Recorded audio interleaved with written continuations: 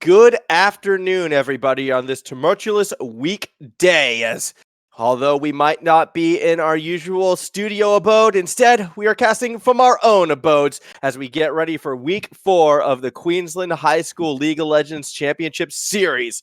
My name is Max Von Newman. Joining me, it is Jack the Warp Driver as we get ready for two very exciting games today. A battle to remain atop the grid will be our main event. But first, it's going to be a bit of a showdown between two teams in that upper half looking to remain in a winning record as we get ready for what should be another great and exciting day.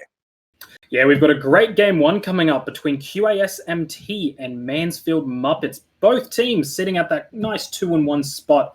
So really wanting to get this win under their belt to, sort of edge themselves into that top upper echelons of this league. So I'm looking forward to both of these games, especially like you're saying, the creme de la creme, the dessert for the day, the undefeated teams going up against each other. Someone's going to lose that O this week, and that's a big thing to lose at this part in the season. Absolutely. As we have a quick look at our standings at the moment, again, this is a Swiss format, so every little victory does count, but you will always be playing against opponents of that similar skill level. McGregor versus Toowoomba, currently our top two, tied with St. Paul Steve, but it is those first two names mentioned that will be competing. Oh, sorry, it won't be the first two. It will be McGregor versus St. Paul's. Toowoomba actually will be playing off stream. My apologies for that, but McGregor versus St. Paul will be our second match. A little bit surprised, actually, that's how it worked out. Either way, though, I'm excited to get closer to this next match. Obviously, Mansfield, two teams sitting 2-1. They're going to be looking to get to that 3-1 record, but it is the Muppets, as you mentioned before, taking on QASMT T1, a team that found a loss in that first week, but has been on a tear since. And when you sort of look at these two lineups, for Trevor, who should we be favoring and who should we be looking out for? Both of these teams actually boast a pretty strong lineup overall. I'm impressed by the way both of these teams have been playing. But when you're looking at it from a purely numerical standpoint, I'm siding on the favor of Mansfield Muppets, I believe. Their team just has a couple more players that I feel are a lot more comfortable. Similar to last week, they do have a player playing out of position. But that being said, we don't know the strength of that player, seeing as they are a higher rank than the average in the tournament. So they might have that mechanical knowledge to be able to transcend, their comfort zone and perform quite well. Yeah, I'm excited to see what these teams are going to bring to the table for sure. Now, granted, I am a huge proponent of rooting for teams, or at least supporting teams that go for those easy-to-execute team comps. As we take a look at a SMT lineup right here, Best Yuumi will be in top, Wafffle in the jungle, Kaninepgs, or I believe that's how it's pronounced. I probably got it wrong. Either way, I'm going to be calling him Cannon in the game. He's playing in mid. PhatPhanpy going to be playing in the bot lane, and Python going to be on support. Yeah, and this is a really strong team that QASMT is actually putting forward. All of these players overall, really, really strong. Best Yuumi, I believe Best Yuumi was the one I thought I was thinking of, who's playing out of position. Plays a little bit of Fiora, a little bit of Alkali, Malphite here and there. So overall, the QASMT team is incredibly strong, very versatile across the board. I'm really interested to see, one, Best Yuumi, how they're going to perform in this matchup. But I'm also really excited to see the bot lane in action, as in the current meta, we do see a lot of bot lane focus. So as we get into this match, we should be able to see these bans coming out. And as we see there, speaking of the bot focus, we have first ban coming out as the Akali. Not the Akali, the Kai'Sa. That is the one champion. I'm excited for this one as well. I am curious how much of a bot focus we really are going to get, though, because when we look at the Mansfield Muppets lineup, Ainsly, their top laner, is the player who I feel like should be the catalyst for any of their successes and who I want to see them play around. So I do hope that Mansfield Muppets are going to be able to sort of flip the map, play to their own strengths. You can see that Ainsly is also being the target of a few bans, as QASMT are looking to focus that top laner and that jungle synergy. ShaDowPow won't be able to play Warwick, but as we continue along with this one, a couple unconventional bans realistically. You don't typically see Warwick banned out in first rotation. Yeah, but that being said, we do see when we look at some of the players on this side of the Mansfield Muppets, Warwick is actually comes up there as a bit of a comfort pick for Ainsly in the top lane. So we do actually see that champion coming up quite frequently in their match histories, and really good performances as well coming from them. So I think it's a bit more of a comfort band to take away from that from Ainsly in the top lane, rather than a pure meta pick, whereas the Kai'Sa, for example, is much more meta. Speaking of comfort pick, we do have Ainsly's next favorite champion, which is that Viego. So really, really nice pickup for Ainsly there. Good comfort pick. So I think we're going to see a very interesting top lane going into this match. As I don't know what best Yuumi is going to be able to pull out to maybe best the comfort pick of the Viego. Yeah, Viego, a super strong pick at the moment. Rarely does this champion get through both in solo queue and in competitive games as of late. The sheer amount of utility he can bring to a team fight is nigh unmatched. Meanwhile, Leona Xayah, now that is a very interesting bot lane combination. The Leona typically used for that lane pressure, following up with some roaming pressure. With Xayah, though, who you don't normally see get those early game kills, I'm worried if that's a synergistic mismatch being put together by QASMT. Yeah, it does feel like a little bit of an odd pick there, but I guess they've got something in mind. As we see the pickups from Mansfield Muppets, they immediately counterpick their bot lane. They go for the Caitlyn Morgana. Morgana's going to be really, really nice here. The Black Shield, Leona's stuns, borderline useless in lane. Meanwhile, the Dark Binding onto either Leona or Xayah pre-6 is going to be devastating. Should that land, Caitlyn will be able to get easy traps down. And a full combo from Caitlyn against a Xayah is at least a double summoners. That said, I'm not even sure if this bot lane from the Mansfield Muppets is really even going to need to get aggressive. I think this bot lane is actually systematic almost of what should be their top lane focus, because they are going to be so safe. The Morgana just acting as that counter pick to the Leona to negate any sort of engages and just do straight to the Caitlyn's range against the Xayah. Yes, they have the potential to get those picks, but I don't feel they're needed. If they can just stay in lane, farm up, continue to scale for that late game, be that relevant threat as the rest of the team now has the freedom to focus more on the mid, focus more on the top, and get them snowballing and accelerating the kills up in those areas, we can see the Mansfield Muppets really take over this game. Now, we did see that Volibear locked in. Volibear realistically becoming, the Darius of 2021 within this league, always getting locked in, always having a dominating performance. This could be perhaps a thorn in the works, but I really, really like what the Mansfield Muppets are doing right now in this draft. Yeah, the draft's going really, really well for them, and they have a potential here to get even better. Their mid lane hasn't really been banned out too hardly. Syndra, the only one that's been taken away from Gamér here, so a Sylas, a Yone, anything of that nature could be incredibly strong here for the Mansfield Muppets. You chuck a Sylas in here, they've got some amazing ultimates for Gamér to steal here. So I think picking the Gnar there was incredibly dangerous, because if you know that Sylas is a comfort pick for Gamér, you've now just given Sylas a Gnar ulti, a Volibear ulti, the Leona and the Xayah ulti. Those are all incredible ones to steal. So no matter what is off the table, on the table for that Sylas, it's going to be very, very easy to use. We do see them hovering the Malphite here, so it could in fact be they're not opting for that, and the Viego might go somewhere else. I'm assuming it's going to be a Viego jungle on ShaDowPow. At this stage, Malphite will most likely go top. It's a nice little pick into the Gnar. You're able to actually sort of negate a lot of that early laning pressure that a Gnar might be able to put down just by essentially being a walking mountain. It does benefit well to that top lane. I'm not sure I'm a huge fan of this pick, however. I would have liked to see more of a carry top laner as we wait for CyberCube to lock in. Timer has hit 0 and a very late Lee Sin, so perhaps we were wrong with the Viego going jungle. Warp. We do see I'm the thinking Sylas. It might be an AP Malphite mid.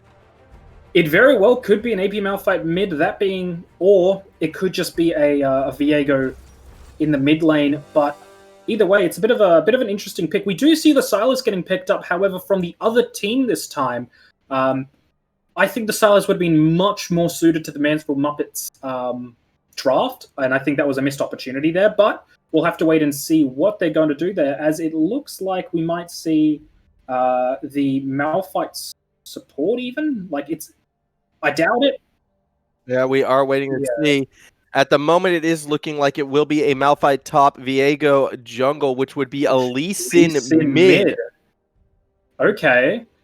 An interesting pick here. So maybe just a flex in two senses of the word pick for Gamér here, trying to show off his blind monk skills. But looking into the team comp of QASMT, I don't know how effectively that's going to go for them. As you know, trying to dive into those champions really isn't going to work for them because you've got that counter engage. They can the Gnar, the Sylas, they can sort of stop what's trying to be jumped in there. As we do have confirmation here that was a client mistake, so they are just going to redo the last pick of the draft, I believe. As like we said, that Lee Sin was a bit of an interesting pick, and it seems the players think so too.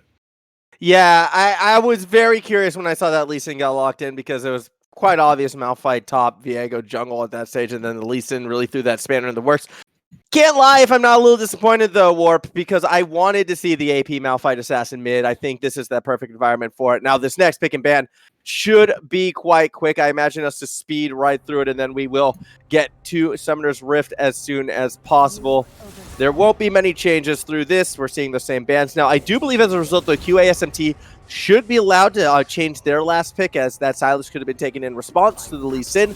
That got locked in. Curious to see where they go from here.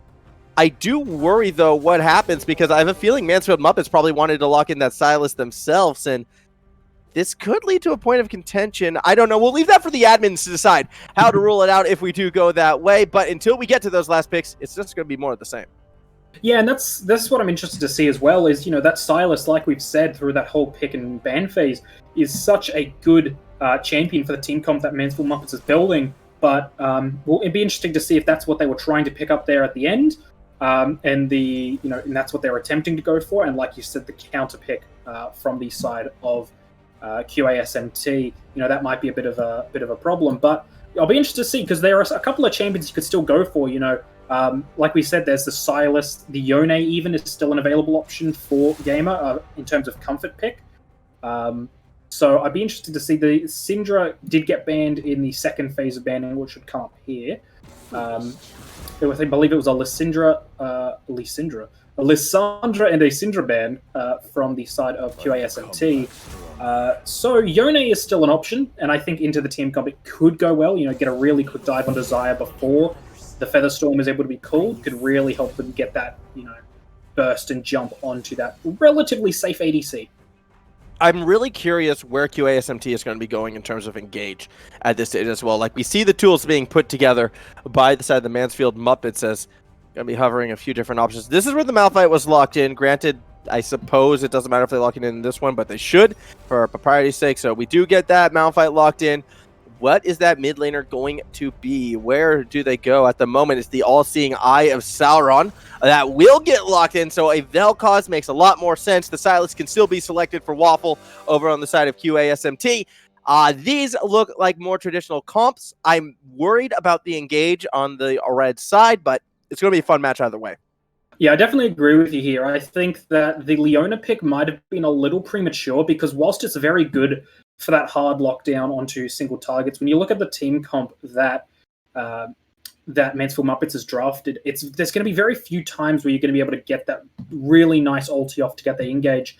Potentially waiting for a an R4, R5 Seraphine could have been a better option. They have a very good front to back team fight. If they could just get that Seraphine ulti down during that team fight, disrupt the front and back line of Mansfield Muppets, allow the Gnar, the Volibear, the Sylas to do their work, Seraphine could have been incredibly strong here. But we'll have to see what Python is able to do on the Leona, and see what they are able to do, what plays they're able to make for their team. Yeah, I'm excited to see how Python is going to be approaching this one. I just don't see Python getting out of lane, and that's going to put so much more earnest on Wafffle to be the proactive player. Maybe if they can get engaged in good pressure in that mid lane. Vel'Koz isn't exactly known for its roaming prowess. It can shove, but that could also leave them exposed. Maybe they can work with that jungle mid roaming synergy and help out the side lanes in that regards. But unless QASMT is going to find success in that, they are going to struggle when it comes to those team rotations, especially in that early game. This bot lane really has been negated just through the champ select alone, and maybe with those early advantages, Mansfield Muppets can then roll over in team fights. Granted, when I look at Mansfield, their team fight, they have go buttons. Like, that's obvious, Warp. Obviously, the unstoppable force from a Malphite is about as definitive as a go button as you can get. However, being able to follow that up successfully, being able to layer the CC, I think that might be a challenge for this blue side, actually.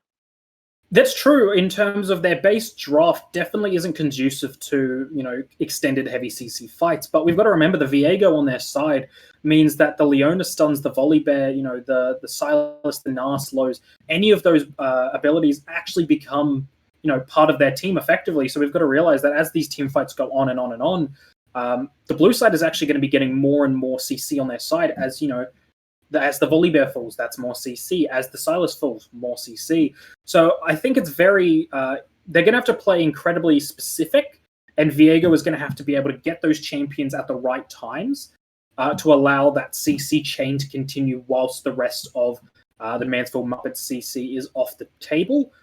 So Viego there's a lot of pressure put on the Viego here to extend the fights beyond their initial burst because, like you said, they've got the go buttons, they've got the Malphite, they've got the Morgana, but after that, they don't really have they don't have a lot of intermediate go buttons. They have big go buttons, and that's sort of about it. Other than the binding from Morgana, there's not a lot on the table for them, so the Viego is going to have to play an incredibly important role here at getting those CC off for the blue side and stealing them away from the red side. Yeah, I have to admit, I'm not in love entirely with either of these drafts. I really like what Mansfield Muppets did in the bot lane in particular. I think that was a great job negating a lot of what QASMT wanted to do. But if you look at the Muppets team as a whole, it looks like there's a very reactive draft as opposed to a proactive draft. And they're trying to play more of the counter game without synergizing too well with themselves. It's going to be curious to see how they will in turn match up. Obviously, this is all speculation, and all these differences are going to be settled on the Rift. We are 12 seconds away from getting this game loaded up. Thank you much, spectator delay. When that clock does hit 0, I dare say we're not going straight into the action. We're actually going to be going through a quick break, but when we return, it's game 1 of week 4. Just a few moments.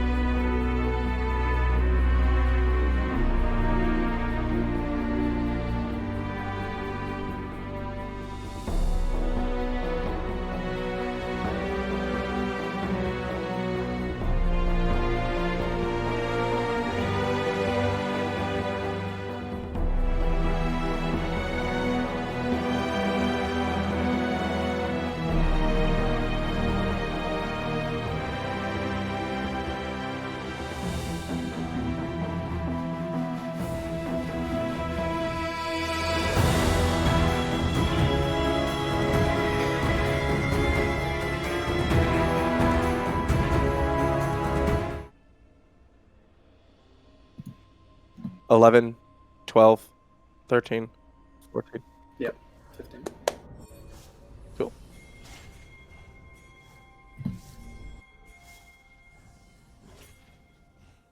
All right, welcome back to Summoner's Rift, everybody. We are on for game number 1. It's going to be a battle of 2 teams sitting at a measly 2-1, looking to get to 3-1, keep that winning record alive. In blue, it is Mansfield. In orange, it is QASMT.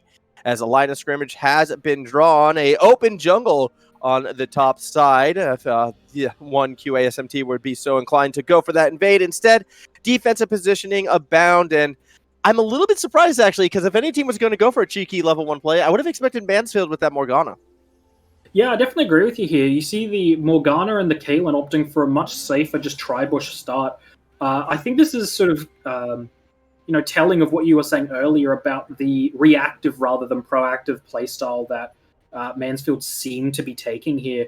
Because, like you're saying, the Morgana, even just the slow from the Vel'Koz, the Caitlyn traps, it's such a powerful invade tool. But instead, they're playing defensive, waiting for QASMT to engage onto them. So, would have been nice to see, but we do see a pretty conventional start here from both sides. As we see the red side just helping the Volibear clear that blue, and we do see the red actually getting cleared slightly faster by Viego, but overall we're going to see Volley is going to be in a much healthier state by the time he hits level 3. Yeah, I would be expecting to see maybe a volley play happen on the top side of the map if he's going to be going anywhere, or possibly even mid. Again, when we're looking at QASMT, it's going to be that jungle mid synergy that's going to be required to try and accelerate this game through the early and mid phases. For the side of Mansfield, it's a patient game. They don't need to do too much. They've got winning, harassing lanes. All they need to do is sit back and farm and acquire that gold lead. Wait till that mid-late game marks to start actually pushing for those neutral objectives. Obviously, the first dragon will be a good telling point of where these teams are at. It will be an Infernal Drake, and if given to the side of Mansfield, that's just going to make their harass strategy that much more effective. Yeah, it's going to make it incredibly effective for them if they're able to pull that off. And we see down here, Xayah is being bursted really low there from a trade from Mansfield. So obviously taking a lot of trade there. Again, another Caitlyn Q just absolutely shredding the HP of that Xayah. So the bot lane hasn't gone in favor of QASMT at the moment, as that Xayah is pretty well zoned off most of that farm right now. And this is exactly what Mansfield wanted to do when we saw these picks. I said this couldn't really be a kill lane. It would be a poke harass lane, but I could have been mistaken, as the Dark Binding followed by the Ignite will result in first blood. PhatPhanpy in trouble, will sidestep that last attempt at a kill. Either way, a hot start for Mansfield. Yeah, a really nice start for Mansfield there, getting that kill onto, unfortunately, the Morgana, but it's pressure and plates in the bot lane, as it looks like we're going to have another kill. And that does go over to the Caitlyn. Yeah, that kill is going to go over to the Caitlyn there. So, really unfortunate for Xayah there, opting to stay, as we do see a little bit of pressure being put on from Ainsly onto the Wafffle, trying to contest that bot side crab. That will go over to Ainsly. Ainsly will get that level catch up, as Wafffle's already level 4, waiting for his bounce camps to come up. Meanwhile, we see Ainsly heading down towards his Krugs, getting ready to clear. Yeah, it's just, kind of more defensive positioning, almost reactive positioning. I'm not a fan of Wafffle returning to the bot side of the map. Because of the fact that we've already seen Mansfield recall and reset themselves, there's really not going to be an opening for a gank right there. He probably should have stayed up top, gotten the Krugs, and then decided to look more for mid or top. However, Mansfield, probably aware of the situation, has done a good job in lighting up that top side river. Mansfield right now looking like a bit more of that complete team, as best Yuumi is going to try to keep harassing this Malphite while they're able to. The later the game goes, the harder that's going to be, but with a major advantage right now for this blue side on the bot half of the map, I think we're going to see that come into play as soon as that dragon spawns in the next 15 seconds. And interestingly, something to note here, the fact that, the recent patch, Gnar did lose a fair bit of that damage on his W passive. In fact, level 1 does no bonus damage, only gives you the movement speed. So that's going to make it even harder for the poke against Malphite here. Malphite's just going to be comfortable smacking away, not going to be losing much HP in those extended, auto attack trades now because of that change. So it's going to make it really hard for best Yuumi to contest that Malphite in the early to mid game, because there's really not much damage coming down from those auto attacks. So I think this is one of those situations where ShaDowPow on that Malphite is more than comfortable sitting under tower and farming, pretty much safe from ganks. So by positioning alone as well, by playing safe from ganks, sticking underneath that farm, I do believe, even so, we should be seeing Mansfield actually go for this dragon. By not recalling and resetting, I kind of do believe that QASMT almost have given up priority, and yet we see both junglers actually going on the top half of the map and invading. Interesting pathing, interesting decisions, but the junglers are about to meet. I'm actually a little worried right now for Ainsly, because ShaDowPow will be held under tower, won't be able to find support, yet Wafffle actually took the blasting cone out, as we watched on the mini-map. A bit surprising we didn't see a little bit of a scrap right there. Even more surprising, neither team have been able to prioritize that dragon just yet, especially considering the bot half dominance we're seeing from Mansfield. Yeah, I definitely agree that it's an interesting decision for Ainsly to be on that top side of the map. You would have imagined they're going to be heading down bot side. And we do see pings coming down from Ainsly to go down for that dragon. But similar as last time, if they're both on top side, they're about to be both on bot side, and we might get a meet here as we see Wafffle just going to try and grab that crab away from the side of Mansfield, gets duped. Lightning not going to smack it, but does end up getting that crab. So we now have a little bit of jungle river control for the side of QASMT, but I really think that the pressure being put down bot lane should be hard enough, especially with the roam from Vel'Koz, that they shouldn't have too much trouble getting this. But I think we are about to see a fight. That said, I do believe they were a bit too slow, actually, in trying to make a play on there, so Mansfield might be forced to give it up. They had a winnow when Kaninepgs actually recalled, but they didn't play it forward. In fact, they actually let that river control go the other way when they had more members in the area. This passive play from Mansfield coming back to bite them a bit, and it's really surprising considering how aggressive their bot lane has been enabled to play, and now they might be stepping forward and getting a little too aggressive. Wafffle will spot the ward and opt for the clear instead of forcing the gank. Each team playing very respectful of their opponents, not wanting to force fights that they aren't 100% confident in, and long-term, this probably will benefit Mansfield, yet it hasn't been the cleanest game in terms of decision-making. Yeah, I agree. It's definitely not been the cleanest. I think that we do see an ulti come down from Best Yuumi in the top lane, trying to burst down ShaDowPow, but as we see here, incredibly difficult for him to get down that damage, but ShaDowPow nonetheless, incredibly low, forced to back off.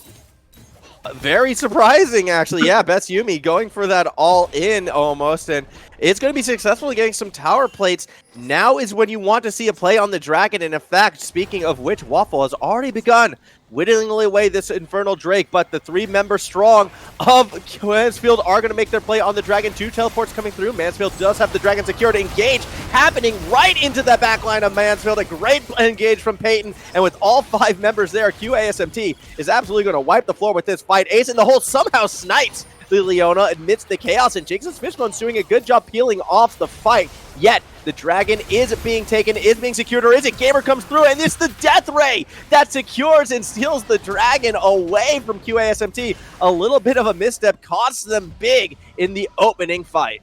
Okay, so really nice life form disintegration right there from Gamér to pick up that dragon, as really unfortunate positioning from the side of Fishbonez, and just getting a couple people getting caught out in that fight. Fishbonez was forced to flash out the back of the pit instead of being in that nice, back river area that they would have liked to be. And they do get the kill with that lovely ace in the hole onto, I believe it was Python. Overall, really good pickup for Mansfield to get that Infernal. The danger, dangerously close for them, but it does accentuate the leads that they have made in the early game. But nonetheless, scary sights for them, because that could have gone the other way very quickly. And we see that the gold difference isn't that big at the moment, so that extra bit of damage on that, from that Infernal could have made a really big difference, especially when you consider how aggressive Best Yuumi has been on ShaDowPow in that top lane. That extra bit of damage could have been just enough to turn the tide of that top lane fight. As much as I'm saying yes, like the overall gold leads might look equal, I'm going to play a little bit of devil's advocate here, and I'm sorry. It's still an over 1k gold lead for Jinxs' Fishbonez over PhatPhanpy. And that is going to be a problem because this bot lane was already heavily weighted against QASMT. And now with that major gold advantage, with the Infernal Drake as well, the poke and harass coming from CyberCube and Jinxs' Fishbonez, I really believe it's going to be too much for Phat as well as Python to handle. And I don't know how this Xayah gets back in this game until we see Mansfield decide to roam. But by kind of playing this slower, more conservatively, they're just pushing this Xayah further and further back. I really like what the Mansfield bot lane is doing. The Dark Binding won't connect, but Python still might be in trouble. That said, it's an immediate turnaround, forces CyberCube to go gold, and that's a broken stopwatch. Ainsly is in the area, might try to force a fight. Meanwhile, in the mid lane, Kaninepgs actually finds a pretty nice engage onto Gamér. Is just going to win that trade. No one's going to die, neither in mid nor down bot, but we are starting to see QASMT begin to fight back. Yeah, they are taking much more proactive plays, as we do see they are about to grab themselves that Herald in the top lane. And I really think that we're going to see an immediate gank into the top, because they can just drop that Herald down and try and, burst down ShaDowPow. But it looks like we're actually going to be seeing a mid lane roam, seeing as Gamér is so low already, and that life form disintegration ray is already stacked onto Sylas. This could be a really simple dive kill into pretty much a full tier 1 tower. Ooh, Ultimate Disintegration Ray onto Gamér does a lot of work, but not going to be enough to secure a kill necessarily. Gamér able to walk away from that one, able to keep the barrier held as well. And now QASMT needs to be careful, because CyberCube has roamed up. Herald was dropped, Dark Binding is dodged, and no fight will be had. Yeah, I think that was a bit of a questionable ultimate there from Wafffle, as we actually see Jinxs' Fishbone getting pretty badly hurt there. But Featherstorm? Yeah, both teams are incredibly low right now. Flash Binding does land. Yeah, Dark Binding used to secure a first kill right now, as PhatPhanpy could be in a bit of trouble. Ainsly looking to run this Xayah down. Dark Binding goes way off target because it's a flash engaged, not able to hit their mark. Down falls Phat, and it's a 5-2 lead for Mansfield. I appreciate what PhatPhanpy tried to do there, the flash onto Jinxs' Fishbone, trying to trade that 1-for-1, because once you got to that back bush, there's no chance you're getting out of there. So tried to commit for the kill, unfortunately didn't go their way. Really nice there from Jinxs' Fishbone to turn that bot lane 2v1 into a winning scenario for them. As we see in the mid lane, Vel'Koz actually getting jumped on here and taken below half already. Yeah, Cannon's going to try and run the Gamér down. Can only go so far until Gamér will escape to the safety of the jungle. Follow through, chains over the wall. Not quite on point. Gamer's actually going to respond in kind by getting some poke right back down. And with the healing from those corrupting potions, actually Gamér feels content to stay in lane. And you can see the poke get thrown back. This is the poke that we were talking about on this Mansfield side. They have the ability to constantly harass in these lanes. It really is a win lane, win game strategy, and that winning lane down bot now 4-0-1 on the Caitlyn. Jinxs' Fishbone has gotten the Gale Force bot. I do want to see Caitlyn actually start to explore the map a bit more. We could be looking for a Mansfield mid-roam, potentially after this second dragon. Yeah, I definitely agree. We actually do see a mid-roam from Ainsly instead here, as they are going to jump.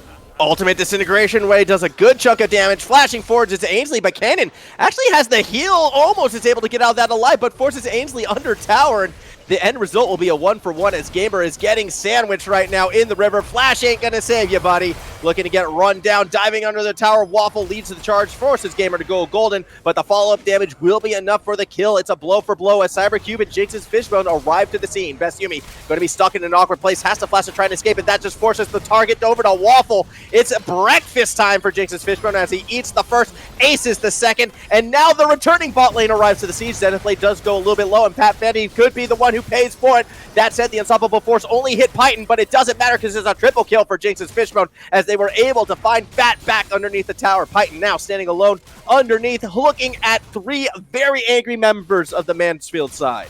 And here you see that, you mentioned this earlier in the game. This is that, incredible lead that they got in that bot lane coming into fruition as we see another... Very unfortunate miss with the Zenith Blade, yet no follow-up damage to take Python down. I'm a little bit surprised for that, but it looked as if the call was to fall back to Dragon. The end result is CyberCube actually left alone in mid lane, and Cannon really wanted to take that Morgana out of the equation. Instead, goes too deep. Gamér gets his first of the game as Ainsly continues to pester the back line of QASMT. This is going to force a recall from Python, but a snipe from Gamér gives himself a double kill, and that should be Dragon going to Mansfield, a second neutral objective for a team that is really starting to push their lead further and further ahead. Yeah, you can just look at the itemization on the side of Mansfield, especially in that bot lane. Just the amount of, just the difference in itemization is so clear. We do see the CS, catching up for PhatPhanpy in that bot lane, but just the number of kills, the gold from those kills has just put Fishbones at such a good position. We see there picking up the BF sword on top of the Gale Force that has been finished for ages at this point. So it's one of those situations where you mentioned it early. PhatPhanpy's going to have a hard time coming back into this game, and although the CS is in a good spot, the sheer difference in map presence alone has put this Mansfield team on a different layer.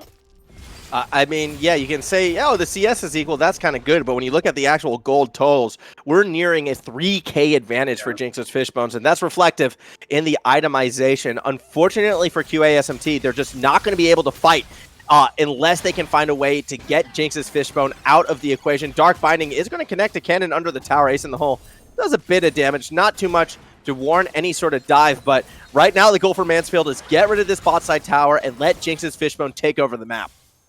Yeah, and I think, unfortunately, for the side of QASMT, they really haven't been able to punish this top lane hard enough. I think that was one of their really required win cons, is if they could get best Yuumi on this Gnar ahead and allow Gnar to sort of put pressure around the map in a similar way to PhatPhanpy, and at least get that engage to maybe shut down the Caitlyn. But unless it's it hasn't been happening, and it's really nice play from ShaDowPow, effectively holding best Yuumi hostage in that top lane.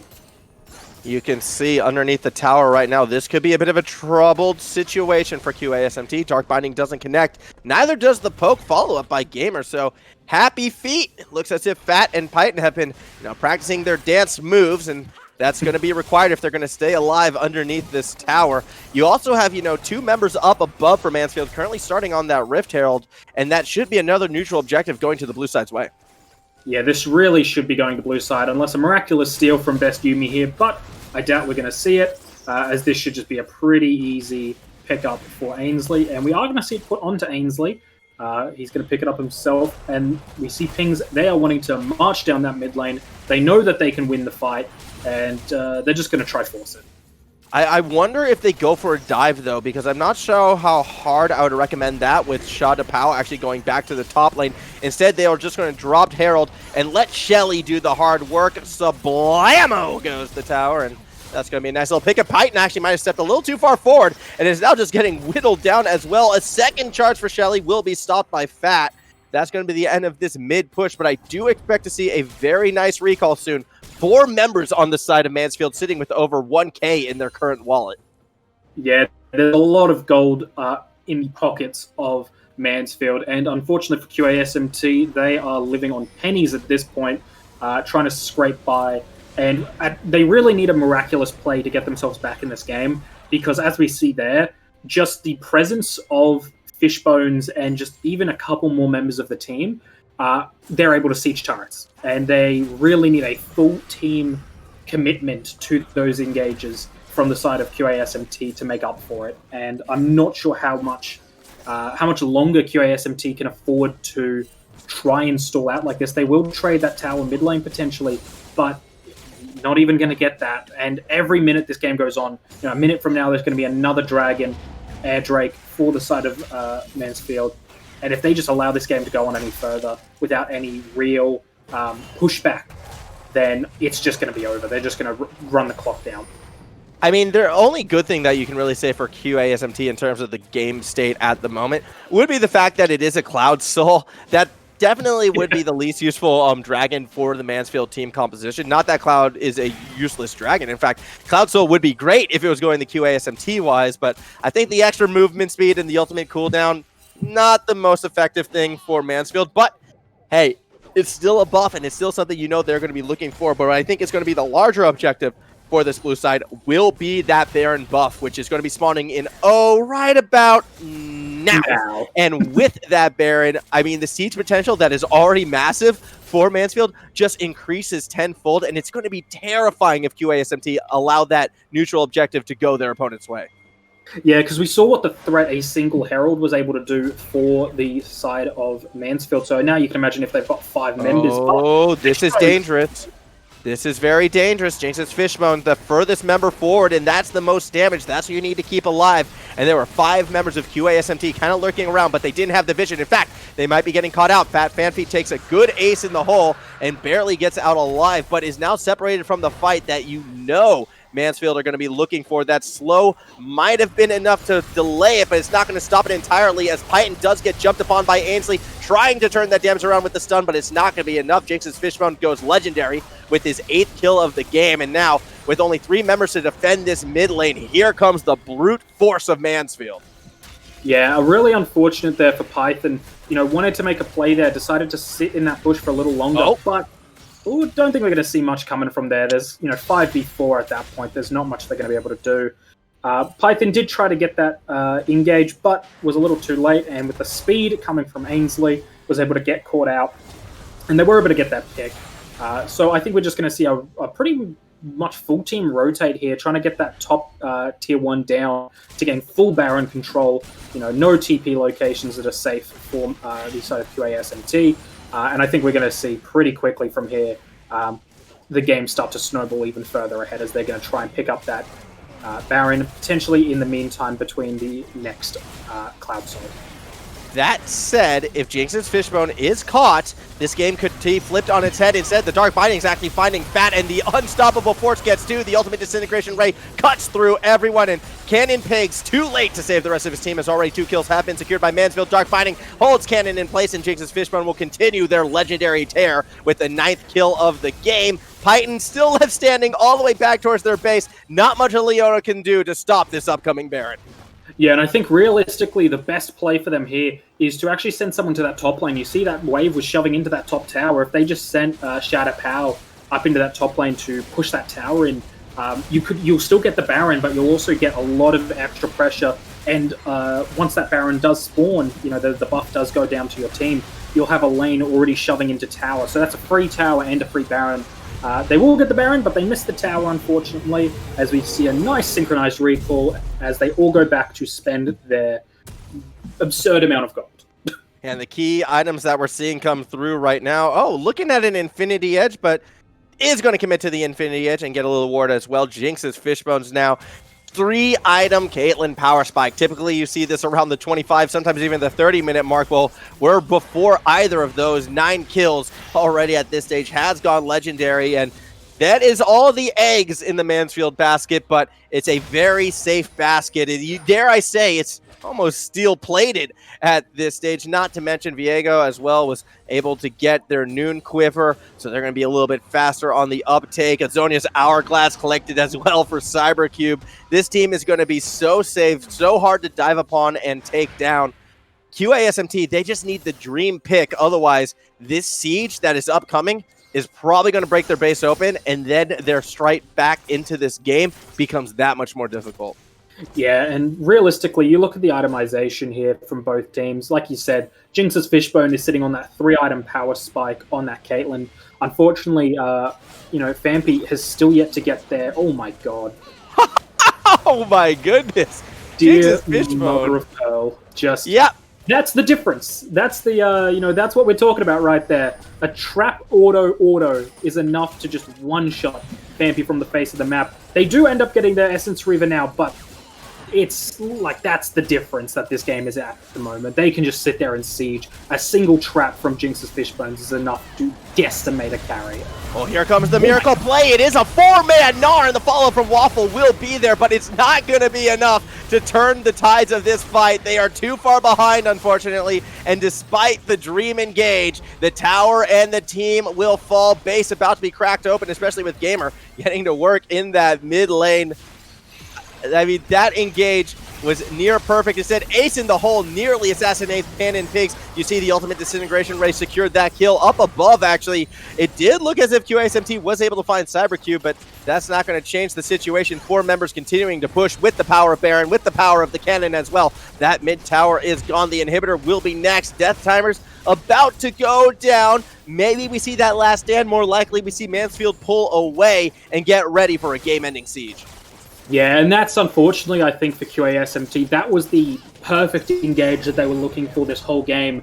It came a little late for them, unfortunately, and as you see, because of how late that perfect engage came, Mansfield is so far ahead that there was not enough follow-up damage.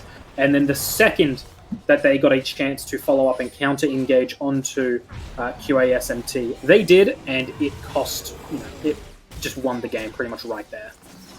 As we do see a little bit of a midfield tussle right now, this Cloud Soul up for grabs. and Mansfield definitely want to add that. I don't entirely feel they need it, so they have to be careful not to throw away this team fight. It's only a 4v5 right now, and if Mansfield gets engaged upon, perhaps QASMT could find their way in, but they have to find their way to Jinxs' Fishbonez, who's sitting in the back of their team, actually dropping the ace in the hole early. Cannon is going to block it, and well, Gold's golden a little bit too late. Still best. Yuumi sees the 5-man Gnar and does connect with it. I love the black shield on the CyberCube, but it doesn't matter because the disintegration wave from over the wall absolutely melts the front line. Yes, they got Jinxs' Fishbone, but what was the cost? Well, Warp Driver, the cost was the game. Super Minions in the base. Team has been aced, and Mansfield is going to advance to 3-1.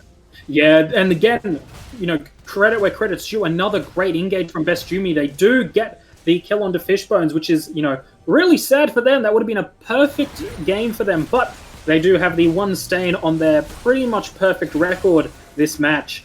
As yeah, we're just going to see them march down mid, get this in, get this oh my god, get this Nexus, and yeah, that was pretty much a bot lane difference the entire game, unfortunately for QASMT. We do see a little bit of scrapping here. Do they get it? This is a heroic defense. The Nexus will fall. That got a little close for comfort right there, but they still secure the victory. To quickly go back to your previous point, though, I mean, absolutely. We said at the start, I really like the bot lane that Mansfield drafted for themselves against QASMT. Did I expect it to be this much of an advantage?